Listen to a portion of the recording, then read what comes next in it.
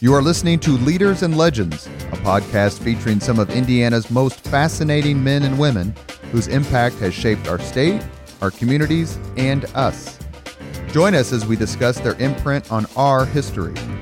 Leaders and Legends is brought to you by Veteran Strategies Incorporated, your local veteran business enterprise specializing in public relations, media relations, public outreach, crisis communications, and digital photography.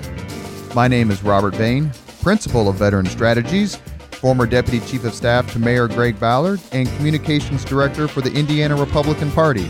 I'm honored to be your host for our discussion. Welcome to Leaders and Legends. My name is Chris Spangle, taking on Robert Vane. Robert Vane will be our guest for this episode, and we're so lucky to have him on this episode. We'll talk about that just in a moment, but first we want to thank our sponsors for this episode.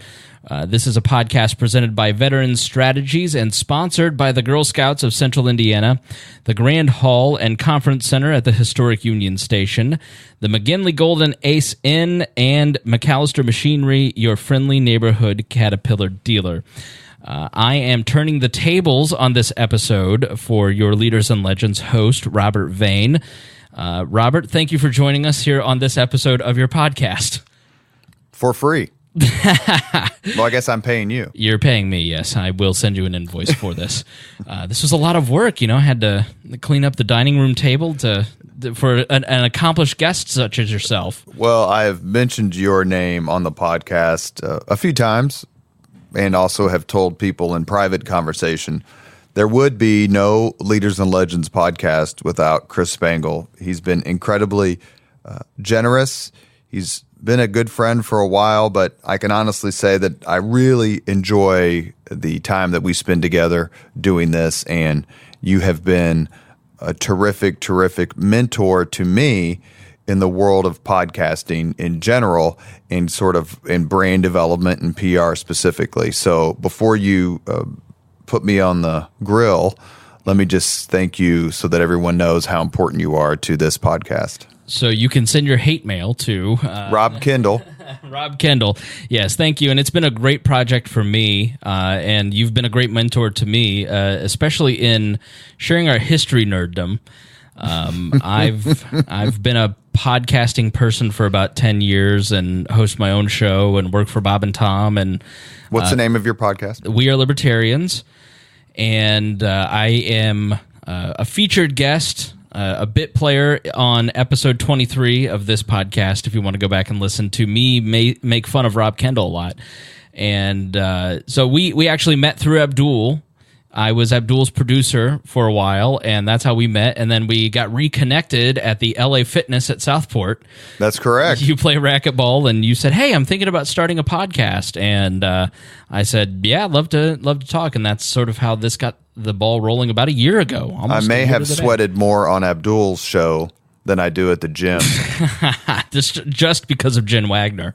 Yes, just because of Jen Wagner, whom we all love, and deservedly so. We had a lot of fun. That was Abdul 1.0, and he has reinvented himself and honestly needs to come on the podcast when the time is right. He and I have talked about it, and we'd love to have him on. He's a very courageous political observer. And a pain in the ass, and another one of my mentors. So, so that's just a little background of who I am. So you're like, who's this strange person? And I said to Robert, we need to have an episode where we interview you. I think after how many episodes have there been? Let's take a look here.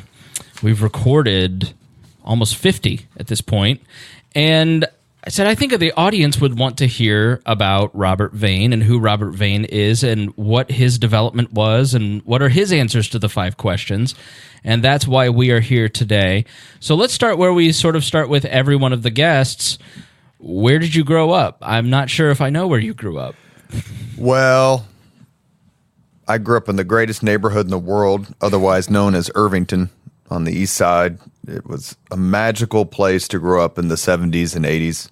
I went to 4 IPS schools after a 1-year stint at Our Lady of Lourdes and graduated from Howe High School in 86. I relatively immediately left to join the United States Army after being called a pussy by my own mother, who was in the Marine Corps. and that's a true story. And if you're an East Sider and you're hearing this story, just ask Mike Johnson, who drove me to the MEP station, who witnessed the great pumping up of me as I was about to serve my country.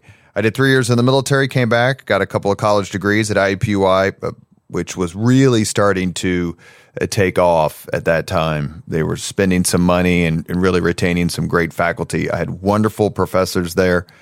I did a double major in history and political science and was going to get a master's degree and a PhD in history, in American history, in the Civil War. Actually was going to study night blindness among Confederate soldiers who typically did really poor in the morning and really poor in the evening because of the construction of their diet. It was lacking in beta carotene, and I had a professor, a mentor, who was going to take me through that. He ended up retiring. He walked me down the hall about 3 doors and said, "Hey, Vane, meet Cutler. You're the only 2 Republicans in this building."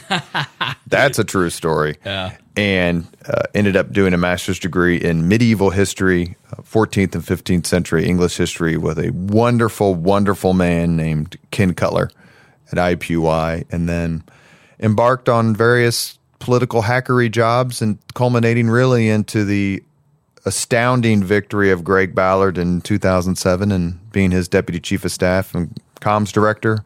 I started my company, Veteran Strategies, a veteran business, in 2010, and really was looking forward to a new way to market myself, market my business, and through the wonderful suggestion of Rachel Coverdale of Coverdale Consulting, whose husband, Tom Coverdale, was a podcast guest. We started this podcast through your help, and it's been a wonderful, wonderful experience. Yeah, so let's jump back to your childhood, because I can't imagine growing up with 2 Marines for parents. What was that like? Were you in trouble a lot? Was it very strict? I mean, how formational was that for you? Was in terms of their military experience and your childhood? Well, they were divorced from each other twice. Really? Well, I mean, what's the odds that 2 Marines are going to get along with anyone, let alone themselves? Did you hear that, Mayor Ballard? And I had we grew up with nothing.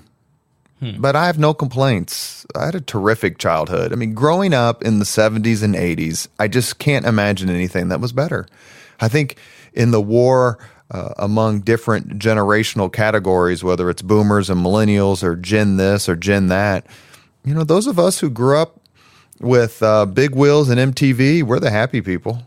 Gen X seems to be particularly just kind of pleasant, and you have a devil may care attitude about things. Well, what do you attribute that to? We had Prince, and we had the Cosby Show, and so many entities were at their peak in the 80s.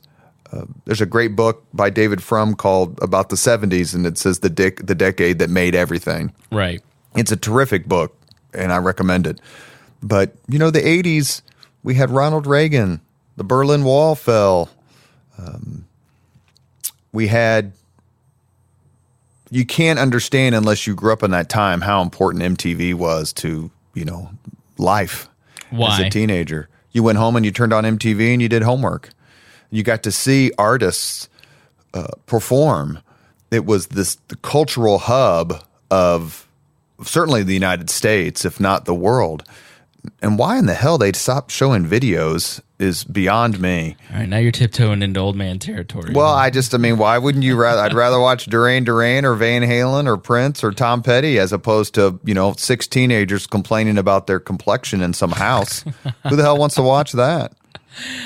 Of everyone I may have met in life, I've never met anyone who is more proud of their school system, their high school, than you.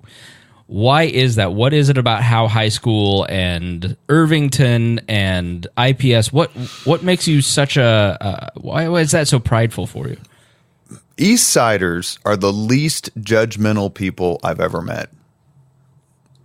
I can think of maybe a handful, like a legitimate handful, 5, 6 people friends of mine whose parents had college degrees. We were all working class, lower middle class or middle class. We never owned a home growing up. There were years we didn't have a car. I remember taking a cab to the grocery store. It's just the sorts of things that Eastsiders did. I hate to say we're a people, like we're Albanians or some sort of thing, but we are, and we stick with each other through thick and thin. And it was incredibly, the imprint it left on me has helped me greatly. Not only to understand we're not all going to look alike, we're not all going to think alike, and we're certainly not all going to act alike, but I guarantee you I could pull 5 Eastsiders into this studio here at Spangle World Headquarters, and there would be much, much more we would all agree on and laugh about than wanting to fight about the latest controversy that's hit social media. I just have never met a group of people. I've had really 3 real cohorts of friends: Eastsiders, people I served with in the military, and political folks. And they all have their strengths, and I'm incredibly blessed. But, if I had to choose a group of people to hang out with on a weekend, even though I don't drink alcohol, I'd choose Eastsiders every time. Why do you think there's that level of cohesiveness amongst, as you call it, the working class? I mean, that feeling of community, is that something that is unique to maybe that economic strata? Well, one of the things when the first time I sat down with Louis Farabee, who was superintendent of IPS, and he and I had lunch before I ever started working for him, and we were talking about how much IPS has changed. And I can't speak to the near north side or the near south side or the west side, but you can pretty much trace the cratering of IPS in the early 2000s, and it's made a tremendous strides since then, to the collapse of the industrial base on the east side of Indianapolis. All those working class jobs which my friends' parents had and which so many of my friends thought they would have, they're all gone. International Harvester, Chrysler, Ford, Ryerson Steel, Paper Art, Naval Avionics, to a certain extent, Fort Ben Harrison, Western Electric. Those jobs just don't exist anymore. And it's incredibly unfortunate that a significant aspect of post-World War II middle-class life has been eliminated. And when those jobs started to go and those families started to move, that's when you saw IPS take a completely different turn from its peak in the late 60s, really through kind of the mid to late 80s. What are some of the values that you grew up around that may be missing now because of the diaspora of that working class? It's one of the things we talk about on the Leaders and Legends podcast. One of the things I wanted to do in starting the podcast is talk to people who were there when certain things happened. And so much of what I learned on the East Side, or growing up with 2 parents who've never voted for the same person ever, although my mother's last words to me, she died December 17th, 2008. Literally, other than saying, "I love you," my mother's last words were, quote, "I finally lived long enough to vote for a Republican. I voted for Mitch Daniels." Close quote. She told me she loved me. That's the last thing she ever said to me. My father wouldn't have voted for a Democrat if his children were dangling over a fiery pit. And we had that sort of diversity, and that's one of the things that the East Side, and it's not just the East Side, obviously I'm a homer, but the East Side especially, the 4 years at Howe, I started there in September of 82, graduated in June of 86. There was not a single racial incident in the 4 years I was in high school. There were fights, there were confrontations, there were problems. I didn't hear most of them because I was in the library, but those things were there. Not a single, I don't remember a single racial incident. What were we fighting about? We were all the same people just because one person was black. Dalen Jenkins was black and Charlie Ewells was white. They were the best of friends and still are to this day. Right. We just didn't have those issues. I think people were just happier back then. Yeah. You talk a lot about in your development Well, let's say that for college years. Let's go on to the military, because you went on to the military next. Tell us a little bit about your service, what you did, and where you were stationed, and just kind of give a general overview, please. So I joined the military for two reasons. One, it's certainly a tradition in my family. Both my parents were in the Marine Corps.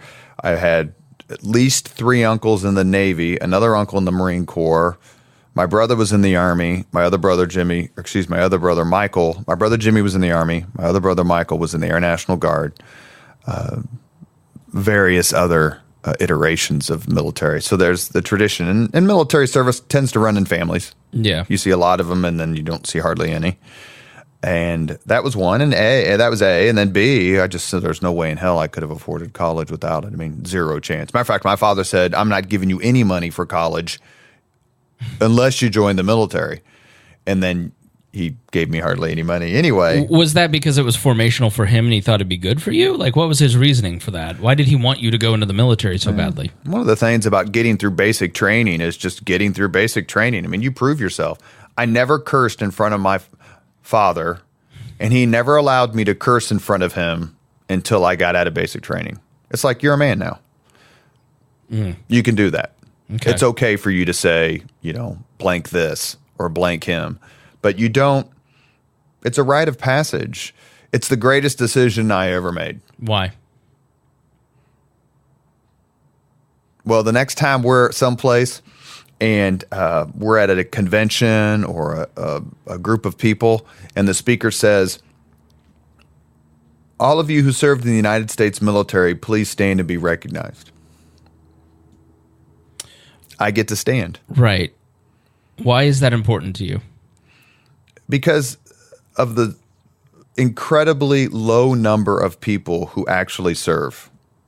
I believe there should be a draft, and you either get drafted into AmeriCorps or the Peace Corps, the Marine Corps, or the military. There has to be some set of service to your country, and that is something that, quite frankly, has been lost. There are so many good East Siders, people I grew up with. I can't name them all, but I can name a ton of them. Lee Wilhelm, Dean Johnson, DJ Waterman, David Vespo. The list goes on and on. David Ligon, who, white and black, we all had the same economic situation, all joined for different reasons. Scott Kale, who wanted to come on. Danny Adair, who joined the military. And it's just something that we all share. So if we're ever together somewhere, we tend to gravitate toward each other. I had a television show. I was hardly a warrior. My son, who's done 2 tours in Afghanistan, he's the warrior. Right. But, that was the job that the recruiter pushed me toward because he saw me on the Brain Game and said, hey, you can do that in TV. And I'm like, answer questions? Or you can do that in the military. And I go, what, like answer questions? He goes, no, be on TV. And it didn't really propel me towards anything in my career, even though I do public relations, but it was still it was a phenomenal time. I really, really enjoyed it. So you did communications. You say that doesn't translate now? No. Really? I know that the camera tilts up, pans left or right. Isn't that right? Yeah. Yeah. Yeah. And zooms in and out. Okay. And, I got to interview a couple of really cool people. Scott Crossfeld. If you know who Scott Crossfeld, he's the first man to fly twice the speed of sound. So but other than, there's nothing really that translated direct. I just simply got lucky and got into PR through the graces of Jennifer Hollowell at the Indiana Republican Party. I too am a history major at IUPUI, a forthcoming degree, hopefully one day. Pace yourself. Yeah, I'm going on that 18th year. Yeah, but you're still 28. Thank you. That makes up for advocating for the draft in this libertarian household of mine. I loved studying history at IUPUI, and you and I have definitely bonded over history. I'm an absolute history nut. Grew up going to St. Augustine, Florida, and that's the genesis of my history nutdom.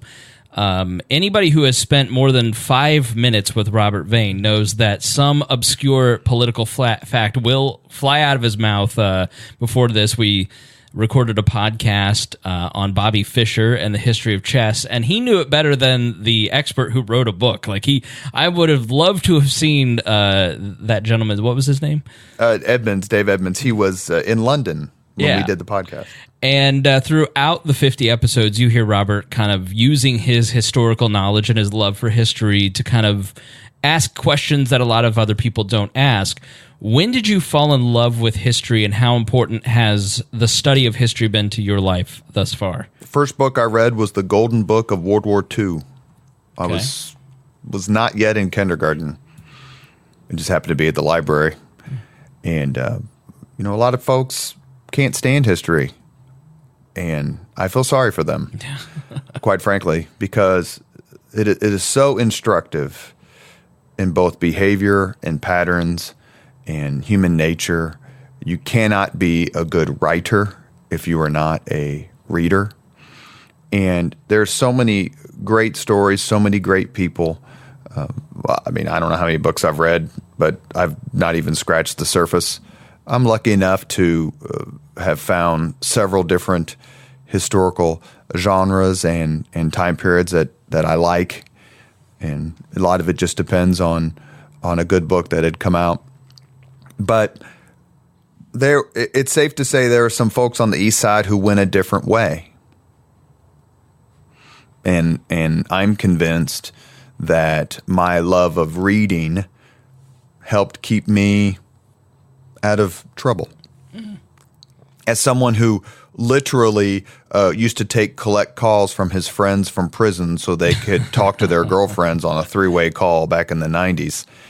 That's a true story, and I'm proud of it because that's what East Siders do. And if I hadn't found that love, then certainly I wouldn't be anywhere near the position that I'm in now, or having had the experiences or the career. It doesn't mean I would have been selling crack. It just means that propelled me to something. Plus, quite frankly, when you don't really have any skills from a trade perspective, my ex-wife, Candace's husband, Rob Connor, another terrific East Sider, he can fix a rainy day, and he'll laugh that my kids, his stepkids, get the best of both worlds. Mm-hmm. They can history nerd out with me if they want, but then go figure out how to change oil in a truck if they hang out with him. Right. And if you don't have certain skills, you need to make the best of what you have, and that was what I did. History has kind of been a social lubricant for you and some very important people over the course of your career, hasn't it? Well, I never would have had the friendship I had with PE without a shared love of history. That's P.E. MacAllister, who passed away recently, and it's the worst thing that's ever happened to me. Yeah, P.E. is a big philanthropist here in Indianapolis, and so many different... I was at Garfield Park, I believe, the amphitheater there, MacAllister Amphitheater. He started the park. Generous. He started the Parks Foundation. He was president of the Capital Improvement Board when the Colts came from Baltimore. We talked about that a little bit in our David Frick podcast. He's everything that you could possibly want in a person, and was, until his passing, he was the only source of undiluted joy in my life, and I'll never get over it. Can you talk a little bit, if you want to talk about this, the Byzantine nature of O'Bannonism? So that was the speech. Tell that story to our audience. So I was working for State Auditor Connie Noss, and P.E. MacAllister was head of a local Republican fundraising organization, and she was given a speech topic. She was speaking at a luncheon, and that was the speech topic, the Byzantine nature of O'Bannonism. And when I read it, I was like, wow, that's something you don't read every day. And O'Bannonism was referring to then Governor Frank O'Bannon. And so the auditor didn't know what Byzantine meant. And I said, well, I was just out of graduate school.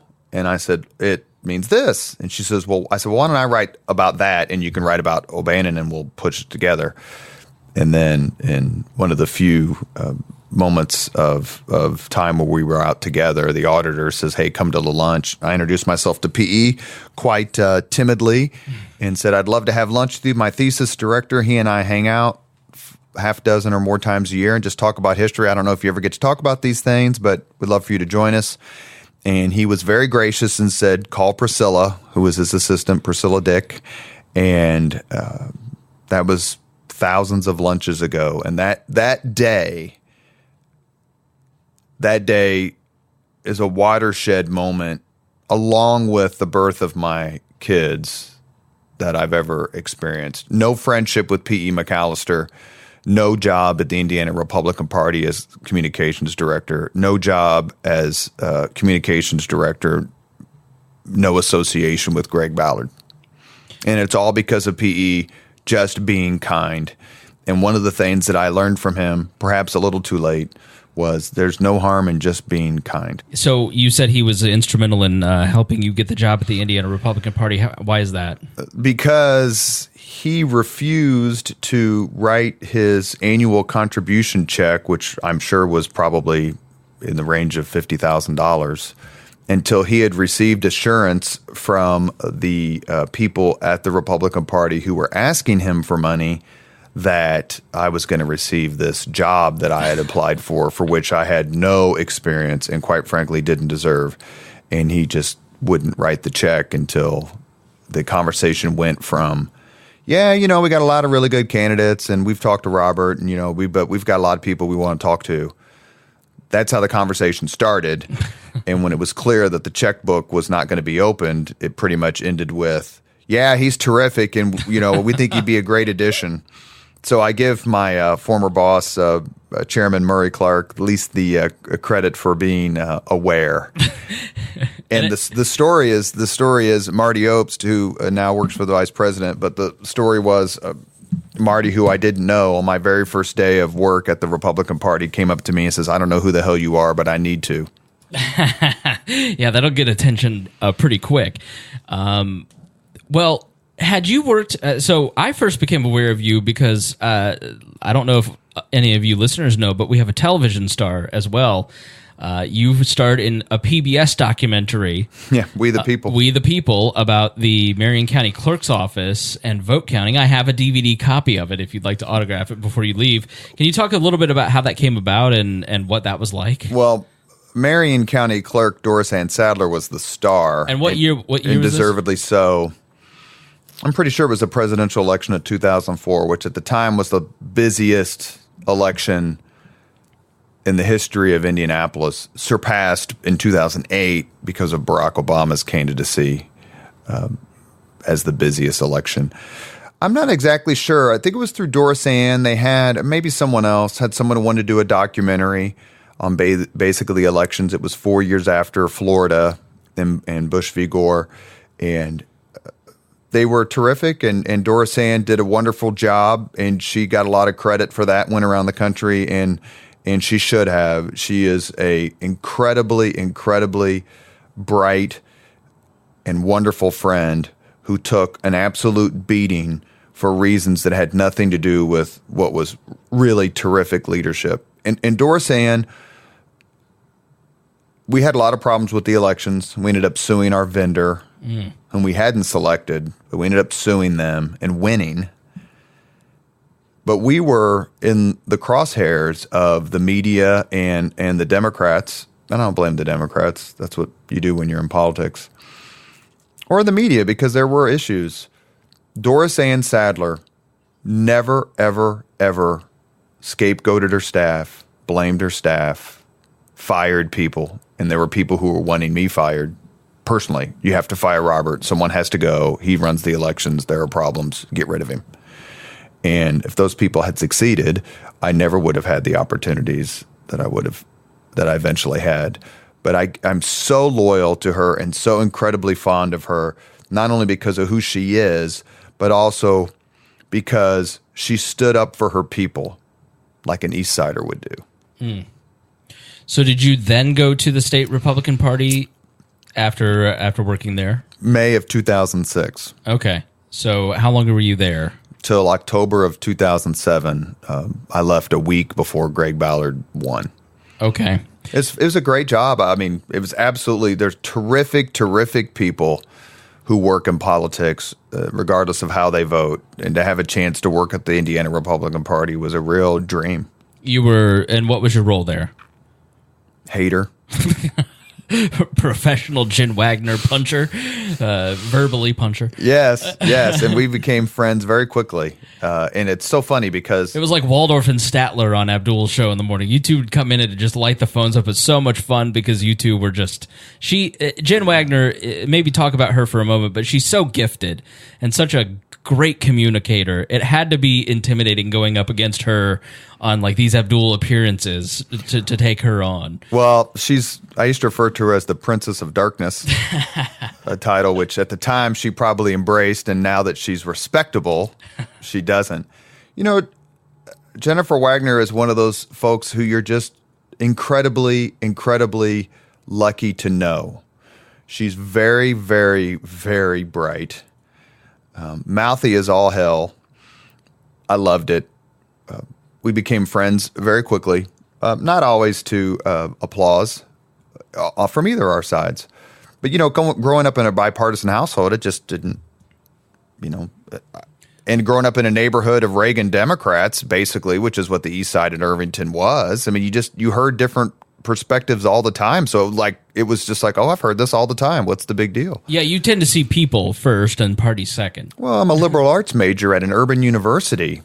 It wasn't exactly a den of Reaganites, you know, at Kavanaugh Hall at IUPUI. I was College Republicans president at IUPUI in 04, and Josh Gillespie was an adjunct professor, and he taught like one class for an hour a week. He was the only Republican that we could find in the entire campus to be the advisor. And Josh Gillespie is a former student of mine. Yeah. And a terrific guy who became good friends with Jen. Jen was just very smart.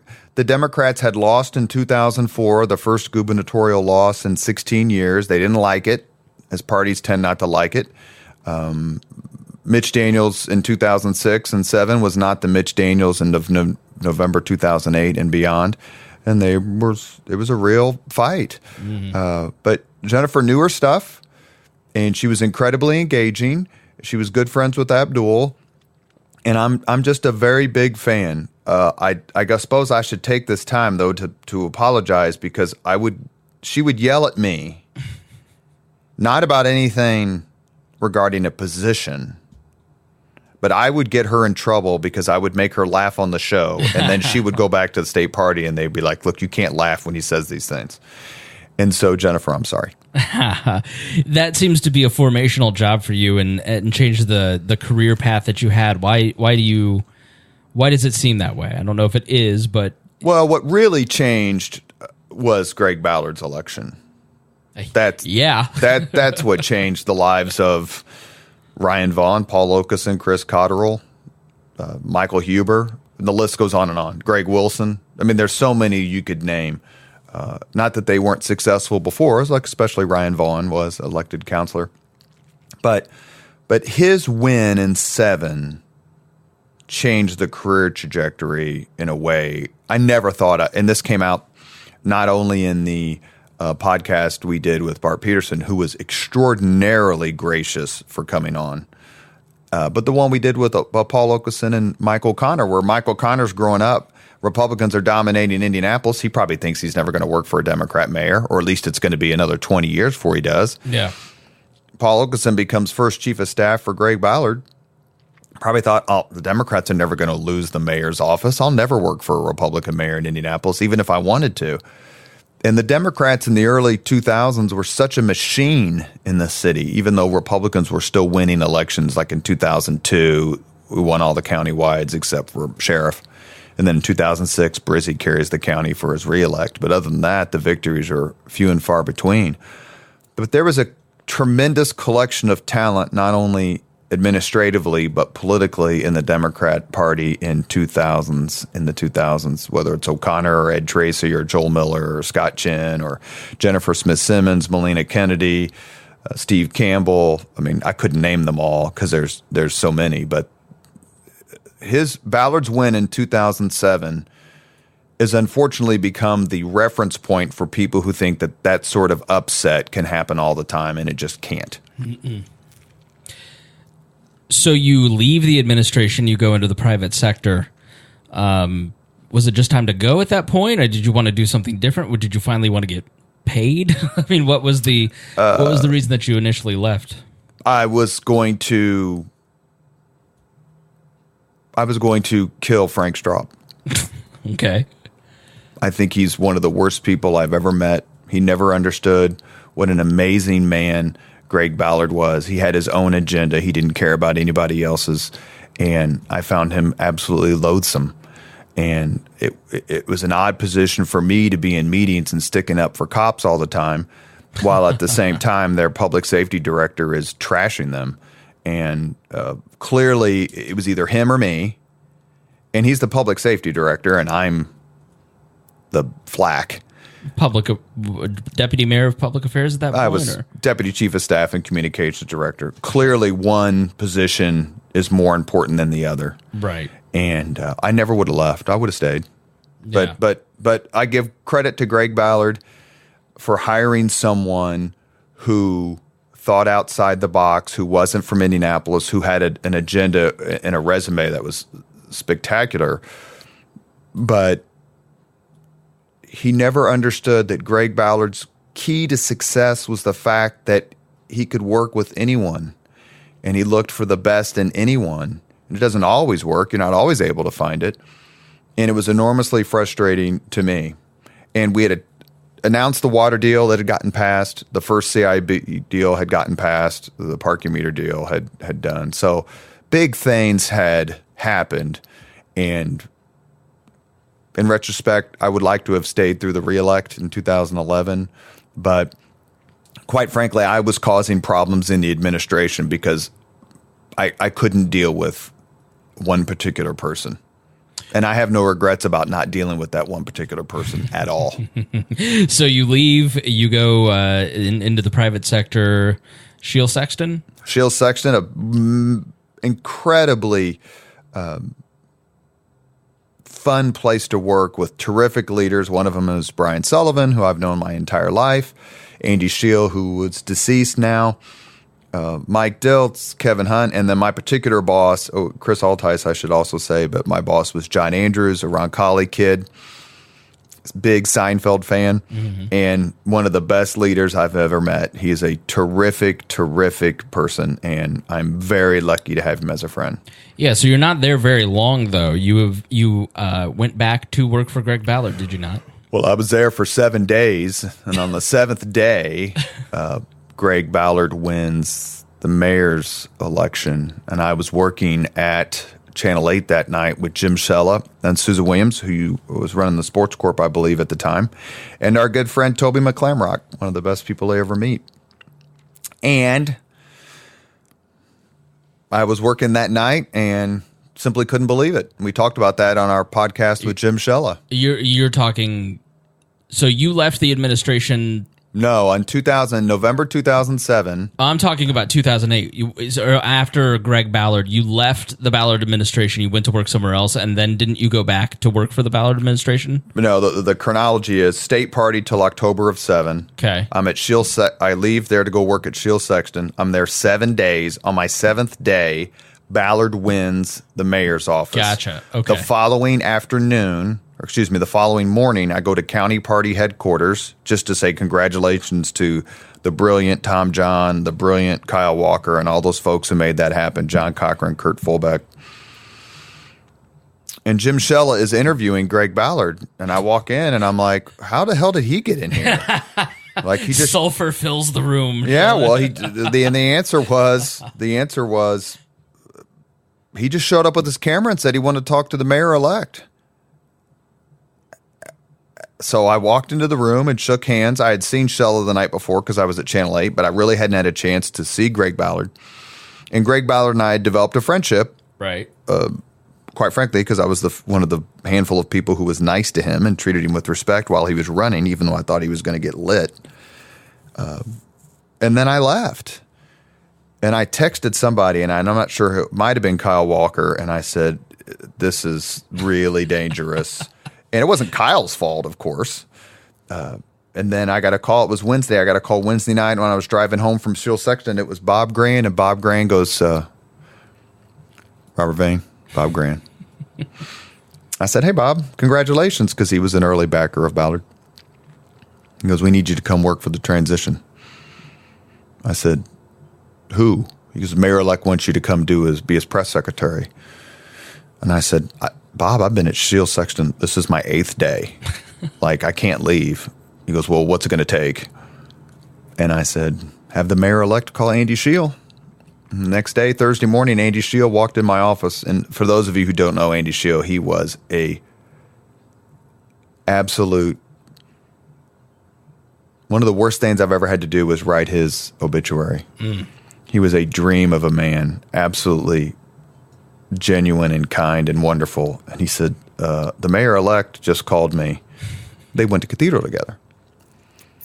And I said, I told him if he wants me to work for him, you got to say, okay. I can't leave here. I've been here 8 days. I mean, I haven't done anything, but I've been here 8 days. Well, it turns out I didn't do anything the whole year I worked there. And he says, no, I think it's okay. And so I left on that Thursday. I walked out of Shield Sexton and went to the transition headquarters and was there through the end of the year. And Shield Sexton paid my salary the whole time. Wow. That's amazing. That's the kind of people they are. Then the offer was made to come to the administration January 1, 2008. I'm like, I can't do that. That's not fair to Shield. And Shield had kept my job open. And then I stayed at Shield until November 10th, 2008. And that was my first day in the mayor's office. So you're extremely loyal to Greg Ballard. I saw him at Abdul's party once, and I said, you couldn't have a better friend than Robert Vane. What is it about Greg Ballard that elicits so much admiration from you? Well, the Army's been taking care of the Marine Corps for about 200 plus years now, so we're used to it. You know, Greg Ballard is, everyone in the world should have a chance to work for Greg Ballard or for someone like him. He lets you do your job. He's stubborn, but he's not, you know, as I like to say, he's open-minded, but he's not vacant. Like, give me some options. Hey, Mayor, we've got a problem. I'll give you an example. The state stopped sending kids to the Guardians home in Irvington. They sent kids who were, for whatever reason, weren't with their parents. I grew up right across the street from it in Irvington. And so it was just going to sit empty. And I read about it. And I went, oh, man, this is bad news. I walked into the mayor's office and said, Mayor, have you seen this? He said, no. I said, look, we can't let that building sit empty in the heart of Irvington. Like, that'll just rip the guts out of those folks there. You can't, we got to come up with something. And Greg Ballard, without even looking up from his paper, goes, well, then do something. Did you? I walked down to the brilliant Kariga Roush's office in the mayor's education wing with the terrific staff that he had, Christy Marson, Beth Bray, and said, look, we've got to figure something out. There's a building there. What can we do in terms of education? And to his credit, he took it from there, and it became the Irvington Charter High School, which is a phenomenally well-performing, incredibly popular high school in Irvington. But that's so typical Greg Ballard. He didn't say we couldn't do anything. He said, give me some ideas, and we'll choose whichever the best one you can come up with. That is incredibly empowering to your staff. I clearly was probably the closest person to him in the administration. And I'm incredibly fortunate that I even met the man. You are listening to Leaders and Legends, a podcast presented by Veteran Strategies and sponsored by Girl Scouts of Central Indiana, Grand Hall and Conference Center at Historic Union Station, the McGinley Golden Ace Inn, and MacAllister Machinery, your friendly neighborhood Caterpillar dealer. So jumping forward in the timeline, you leave the administration. What do you do next? Is that when you start Veteran Strategies? I started Veteran Strategies. I left in November of 10 and went and became an entrepreneur after talking to a lot of really smart people, Al Hubbard, Michael O'Connor, Steve Campbell, Paul Okeson, and others who were out making their way. And it was really Brian Sullivan from Shield Sexton, from one of the great, great East Side families, who said, you know, you're a veteran. That's an advantage. I had no clue. And having your own business is it's very difficult. And if anyone who's listening, who's an entrepreneur or is thinking about being an entrepreneur or going out on your own, It is an ice cream headache every day.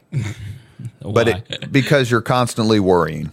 Yeah, right. Where my next client's going to come from?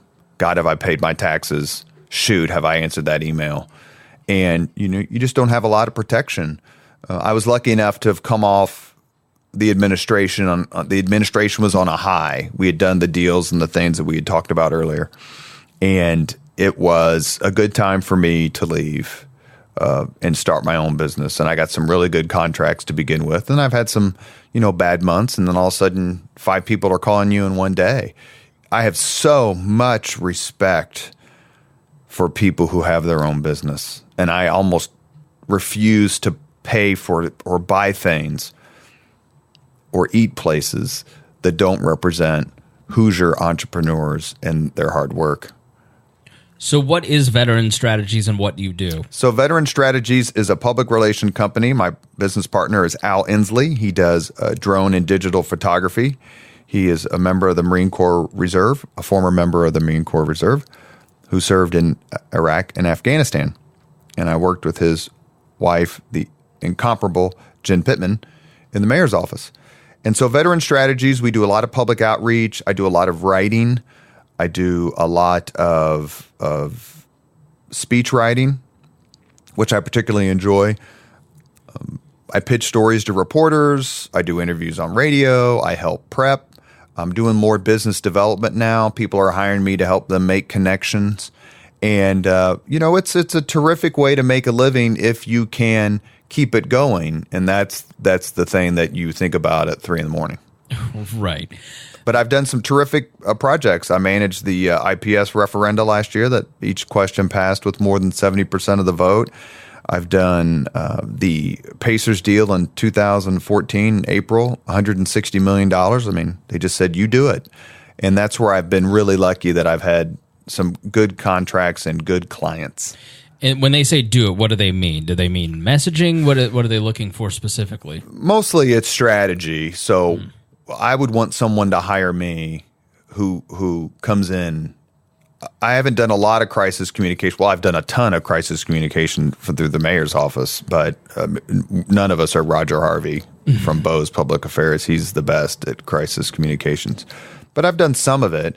But I want people to hire me because they have a problem and they want me to help them think it through. And some of that involves messaging. I have a client now who's in the world of vaping, and I personally think the war on vaping is unfathomable. I completely don't get it. Although I've never tried it and never would. It's completely overwrought in my view because we're allowing bad actors to set the debate. We're talking about what the people are doing who are doing things illegally. That would be like letting drunk drivers set the debate on our auto laws. But this guy is incredibly conscious. He understands that changes are coming, and he's a terrific communicator, and it's a joy to work with him. So there's a messaging problem, the perception of vaping and its impact. Okay, so you're not going to come up with an operational solution to a strategic problem like that. You have to do it in terms of messaging and outreach, and those are the kind of projects I really like. I like working on projects. So that's where Leaders and Legends enters the picture. And I won't be bashful if your nice boy Catholic upbringing will make you bashful. This podcast is all about presenting veteran strategies and advertising it. So he asks knowingly, where did you get the idea for Leaders and Legends? Well, it wasn't my idea per se. Rachel Coverdale from Coverdale Consulting suggested that I start a podcast as a way to market veteran strategies and market myself in an attempt to woo new business. Her suggestion was for me to do a podcast on sort of public relations and PR, which she didn't know me particularly well, so I got where she was coming from, and my response was, honestly, I'm not a PR pro. I'm not trained in PR. I don't have APR after my name, which is this accreditation. That's not where I'm trained. Now, unfortunately, where I am trained is the 100 Years' War, the Plantagenet dynasty, the Magna Carta, the Lancastrian takeover, and those sorts of things. And that's not particularly compelling either. I guess there are a lot of people watch Game of Thrones, so I guess I could have marketed to them. I said if I was going to do a podcast, I'd really want to be the East Side Larry King, which has always been my dream, and that's to ask questions of people who've done stuff or are doing stuff and get to talk to them about what it was like to be in the room when X happened or Y happened. And to her credit, because Rachel deserves the credit, she immediately said, "Oh my God, nobody's doing that. Yeah. Nobody's doing this." My first call after that conversation was to Chris Spangle. And you've been incredible. You are the sine qua non of the Leaders and Legends podcast. Without your expertise, I never would have been able to make it past. I never would have had episode 1 featuring Greg Ballard. And, I have 3 goals of the conversation. I want Leaders and Legends podcast to be informative, entertaining, and comfortable. I want people to listen to Leaders and Legends because they want to hear things they've never heard before, hear stories from people they may or may not know, and stories they've never heard before. And I want them to follow up and go, wow, I wonder what this person's doing now.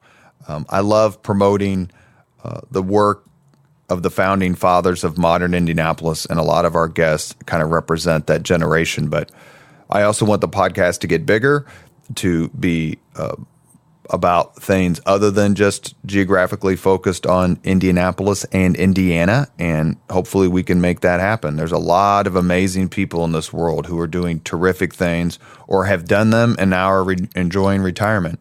And to me, it's those stories. It's David Frick, who worked for Mayor Hudnut, telling the story about the Colts coming here.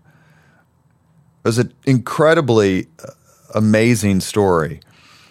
It's Allison Malangton, who was the chairman of the president, I think, of the Super Bowl effort in 2012, telling the story about walking away from Super Bowl headquarters into Georgia Street, where so many people gathered, and seeing a tall man. Walking up to that tall man she recognized and saying, "Mayor Hudnut, why are you crying?" Because the Super Bowl represented everything that he wanted to do for this city and that he did. It's Mitch Daniels talking to us about what happened on 9/11 because he was in Washington, D.C. when 9/11 happened. And the list goes on, but those are some of the ones that stand out. And so I want people to be, wow, I never knew that. Wow, I hadn't heard that story. Man, I didn't know that person did that. And along with hopefully generating some more business for my company, for Veteran Strategies, it's a way for me to indulge my love of history in a local context. Yeah, so what are some overarching values or some things that you learned through the process of doing the show? Not when you're talking to people, I guess, are there things that you're just like, wow, this... I never thought about it this way. What are some other moments that stand out for you? Well, a lot of what we do, and by we, I mean you and me, and of course we have Danielle Shockey from the Girl Scouts as a co-host from time to time. And Dina. So she's not a co-host, but yes. An important Dina, part. We can't leave her out. That's right. And she's endured a lot of IU love as a Purdue grad. Anyway, I want Republicans and Democrats on together talking about this is how we got things done, either way back when or this is how we're doing it now. We've had Michael O'Connor and Paul Okeson, good friends. Ed Tracy and Jim Kittle, good friends. We had John Mutz and Louis Mahern on together.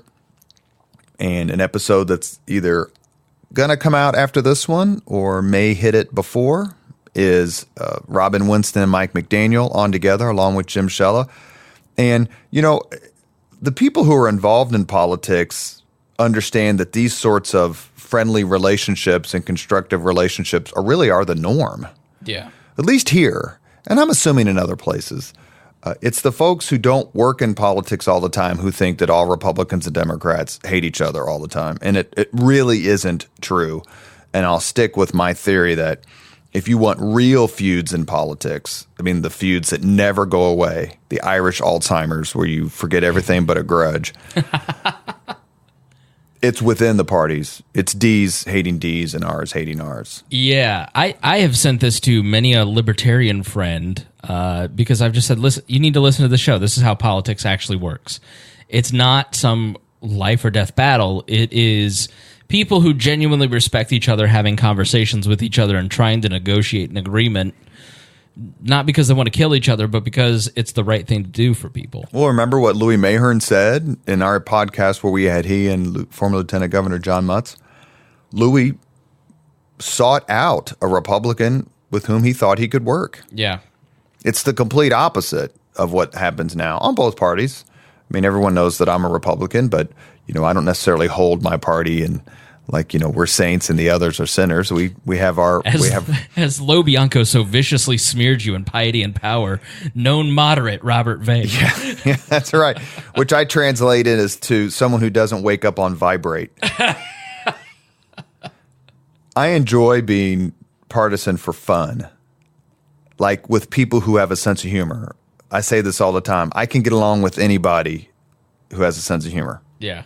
Like anything else is almost immaterial. But can you laugh at yourself? Can you laugh at others? Can you take a joke? Can you give a joke? And you know what? Not to make this the theme of this particular interview, but that's what East Siders do. We had a saying when I was growing up and when I came out of the military and moved back to the East Side while I was in college. And I chuckle, it's the official motto of the East Side, and that is, leave your feelings at the door. Yeah. You're going to get lit up, so just laugh about it. And that's one of the things that I think the podcast came through is Republicans and Democrats, even today, those who want to work with the other side and want to get things done, that can happen. It's no accident that I think it was his first commercial, but recently reelected Mayor Joe Hogsett's first or second commercial has him sitting next to Bill Hudnut on the bench at Hudnut Commons. That's smart politics. Yeah. Do I dare ask you if you have a favorite episode, or would you like to pick a couple episodes? Like if you were to recommend, when you are out and you recommend the show, like are there a couple episodes, hey, start here? If you're interested in how Indianapolis went from being, the 59-cent can of tuna on Let's Make a Deal to the Showcase Showdown, listen to the David Frick podcast. He was involved in so many amazing things, former senior deputy mayor for Mayor Hudnut. A guy at the gym, we were talking about the podcast, goes, well, I don't know that guy. Why should I listen to him? And I go, well, he negotiated the deal to bring the Colts here. He negotiated the deal when the Simons bought the Pacers and kept them here because they were leaving. And he's the guy who Mitch Daniels said, why don't you build Lucas Oil Stadium for me? You just don't have someone with that level of accomplishment who's so incredibly soft-spoken and humble and self-effacing. It was pulling teeth to get him to do the podcast, and he was absolutely terrific. I loved the Tracy and Kittle one because they clearly are such great friends. It required significant editing. Thank you, Chairman Tracy. The Bart Peterson one, he didn't have to come on. Here I am working for the guy who beat him, and I'm sure back in the time I was probably not.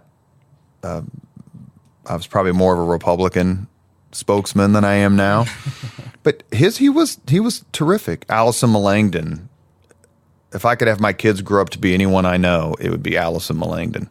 She's just the greatest combination of achievement, leadership, and kindness that I've ever encountered. Governor Holcomb was incredibly fun. Eddie White was fun. Bill Benner, Jim Shella. I mean, a lot of these people are my friends. I mean, I'm lucky enough to be good friends with a lot of them and at least close friends with some of them. And that's one of the benefits of working in politics. I used to tell students when I talked to them when I was go speak at college when I worked for the mayor or the party or whatever. Get involved in politics. Doesn't matter how you vote. Honestly, it's been a great experience for me. I always recommend the bipartisan ones, Mutz and Mahern. My favorite hasn't aired yet as of the recording of this. Mike McDaniel, Robin Winston, and Jen Shella. Like that was hilarious. It was funny. I really enjoyed those. I liked Kittle and Tracy.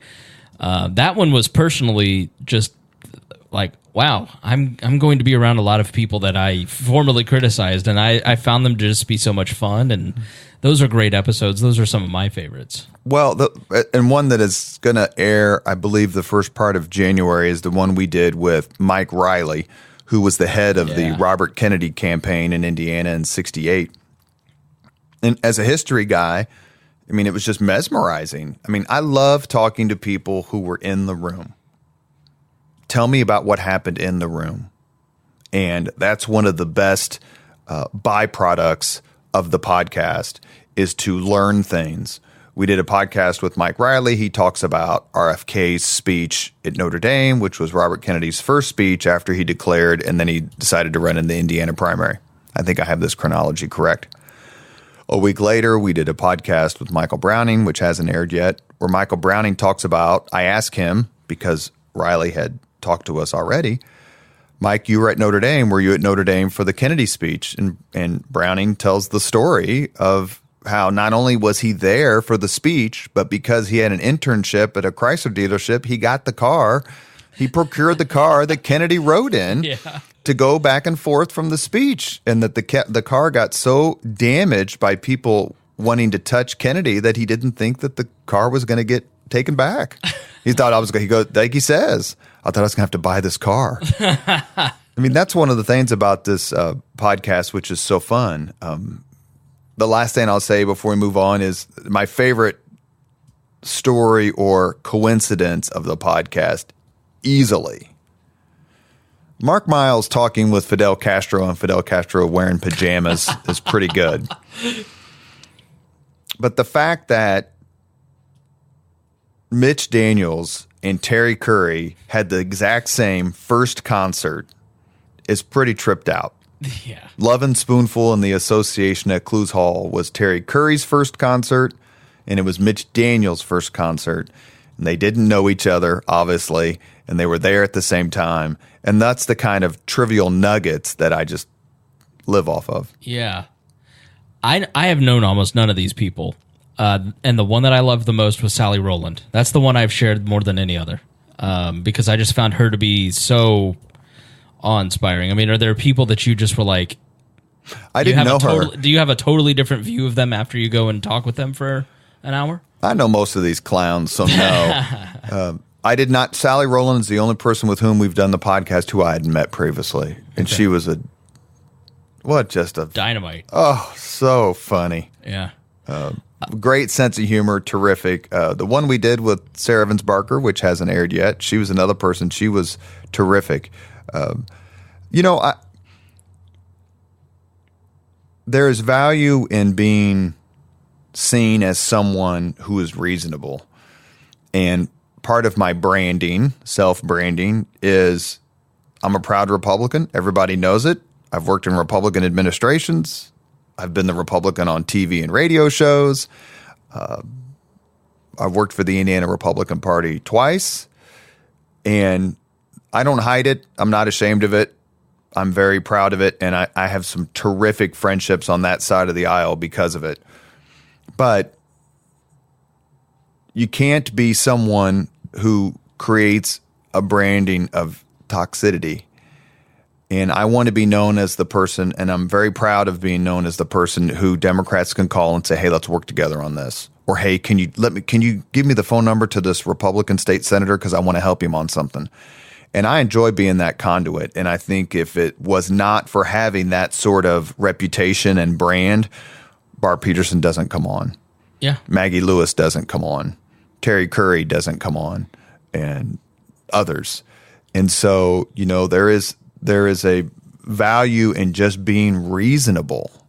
It doesn't mean you're disloyal. It just means you're reasonable. And some of my best thinking has happened because I've had really good conversations with Democrats who don't believe as I believe. So final question before we move on to the obligatory 5 questions. What does the future hold? What are you, part of what I said to you is like, hey, we got to talk to the audience more. I know there's people out there listening. There's hundreds of people listening. So what is the future of Leaders and Legends and the project as a whole? Well, I want to continue it, and part of continuing it means growing it outside of its current iteration. I want to talk to more people, ask more questions. We've got a terrific lineup of podcasts recorded that are not yet posted, and a strong list of people who say they will come on when we can just get it on the calendar.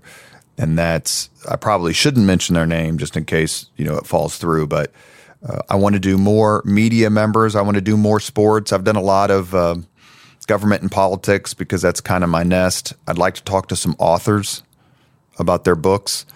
And, but you know what? Can we get a big name? Who's your guest? I mean, I suppose Mitch Daniels is pretty damn good, and he's going to allow us to come back as Rob Kendall.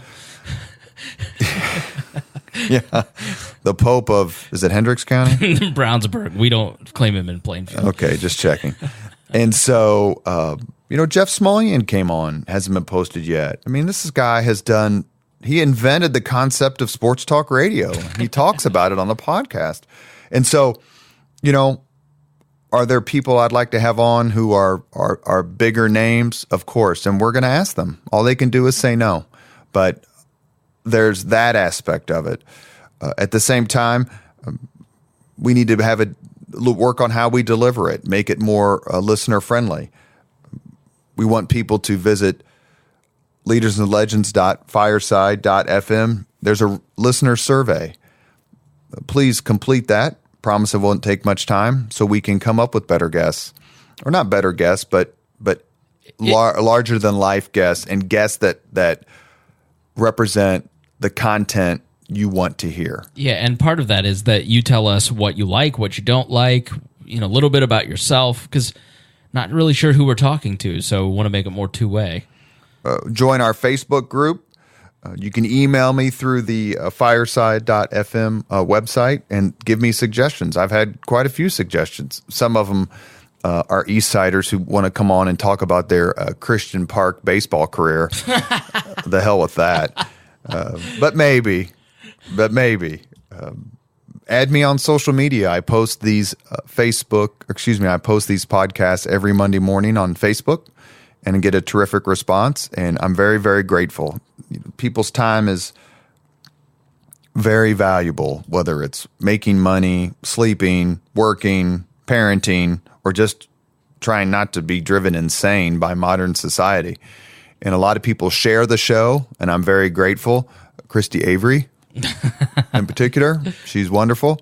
But, share the show and look for more announcements and a different platform, and let's think about ways to grow this together. One of the ideas is to, create a dialogue where people are comfortable. And I said this before, I want people to listen to my podcast for an hour and go, I didn't know that. Or, wow, that was interesting. Or a combination of all that says, you know what, that was an hour well spent. There was no yelling. There was no screaming. There was no controversy. There was no drama. There was Mark Miles talking about what it was like to deal with Fidel Castro. Leave that and take a job where he has to deal with John McEnroe, which is what he did. It's Greg Ballard, when asked what your first concert was, shocking the entire world by answering Sly and the Family Stone. He could have said... Do you think he danced? I think he was drunk. We can confirm that. But those are the kind of things that it's just fun to know. I mean, people's time is valuable, as I said, and they're looking for an escape. And hopefully Leaders and Legends in the podcast it gives them an escape to learn and laugh and have a good time. Yeah, and one thing I'll say about sharing, you got to support the culture that you want to see, and so support Leaders and Legends. So, on to the 5 questions. I don't know. I hear these all the time, and I don't know how I'd answer them. Do you have definitive answers for these, or are you just still like, man, I don't know what the? Everybody kind of struggles with these a little bit. Are you in that camp, even though you've asked them literally 50 times? Well, the first two are factual, and the last three are opinion. We don't give them out ahead of time, although Governor Holcomb and Governor Daniels did get them because I'm not an idiot. And if we ever got to do, Hoosier David Lee Roth or Hoosier Bob Greasy or Hoosier John Mellencamp, and they wanted the questions, we would, but everyone else is on the hook. And part of the fun is watching them try to figure it out. Yeah. I mean, it's enjoyable to watch them try to go, well, I don't know. Let me think. What was my first concert? So there's a aspect of spontaneity that I want to keep in the podcast, which is why the questions aren't known. All right. So here it is. First job. Making pizzas and strombolis at Pasquale's at Washington and Arlington. You did grow up in a working class neighborhood if you worked at Pasquale's.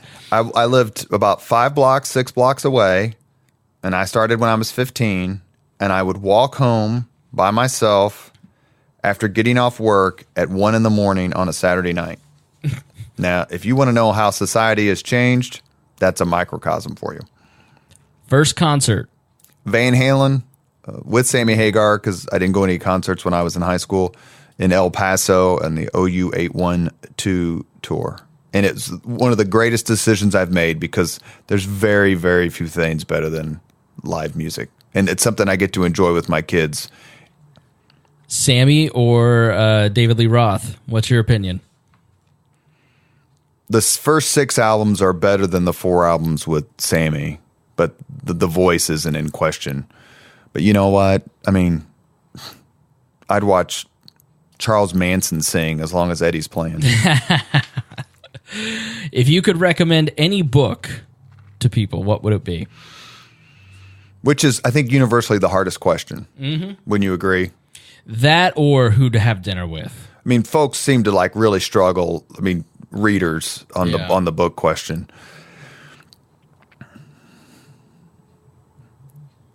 The book I consistently recommend to people, including yesterday at lunch, is called The President's Club. And if you want to read a book that's really kind of in theme and keeping with the Leaders and Legends podcast, read this book. It's by Michael Duffy and Nancy Gibbs, I believe. And the book details how ex-presidents get along with their successors. And you will be warmed by it. And there's a lot of really good stories involving how folks just got along, because only a few people can understand what it's like to be president of the United States, and those are the folks who came before you. You will enjoy it. Not very long, but full of really good stories, terrifically written. I tell you, that's 2 people I'd love to have on the podcast. If you could witness any event in history, what would it be? From a personal level, it would be the moment my parents met. Hi, Anna, this is John. Hi, John, this is Anna. That would be interesting. From a historical perspective, I mean, like everyone else, why wouldn't you be on the moon when the moon landing happened? But I would say I'm fascinated when historical figures, when colossal historical figures come together. And in American history, the penultimate example of that, of 2 individuals coming together, is the surrender at Appomattox, when Robert E. Lee surrendered the Army of Northern Virginia to Ulysses S. Grant, 2 titans of that war, and to see them come together and how Grant treated the Confederate Army, how Grant treated Lee and continued to treat Lee even afterward. It's one of those moments that just doesn't happen very often in history, especially in American history. And it didn't do much in the long run to foster better relations between the sections. But you had 2 incredible leaders, incredible generals coming together in the same room at the same time. And I could only imagine the emotions that were flowing through. If you could have dinner with any living person, who would it be? Has anyone said Abdul? Abdul. He would be proud of that. Not even Sharon would say Abdul at this point. Well, 2 hours, we could watch Blazing Saddles for sure. It would be really, really difficult to turn down a dinner with George W. Bush, not only because of his time as president, but I know for a fact he is a monster history buff. And so to be able to talk to a man who made history, who so loves history, would be impossible. He appears to be such an incredibly kind and self-effacing and genuine person. And if you don't believe me, ask Michelle Obama. You could be the new Ellen. I would be very happy. And you know what? We had Shelley Fitzgerald on, and I made fun, said you never would have made it on Ellen if it wasn't for Leaders and Legends. That's true. Well, this has been a pleasure, and it has been truly formative for me, and it has been great to get to know you so much better over this past year, and to talk about many different things, and to meet the incredible list of people that I never would have gotten to meet had it not been for you involving me in this project. And I speak for everybody when I just say that this has been a great learning experience for the listeners. And, you know, Robert is able to get this massive list of people because he is just genuinely kind and nice and a great guy. And I hope that you got a chance to learn a little bit more about him.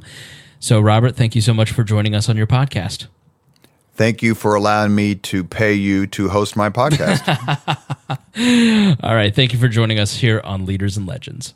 You are listening to Leaders and Legends, a podcast presented by Veteran Strategies and sponsored by Girl Scouts of Central Indiana, Grand Hall and Conference Center at Historic Union Station, the McGinley Golden Ace Inn, and MacAllister Machinery, your friendly neighborhood Caterpillar dealer. Thank you very much for listening to Leaders and Legends, brought to you by Veteran Strategies Incorporated. If you want to contact us about this program or our menu of public relations services, please send us an email at robert@veteranstrategies.com. That's robert@veteranstrategies.com.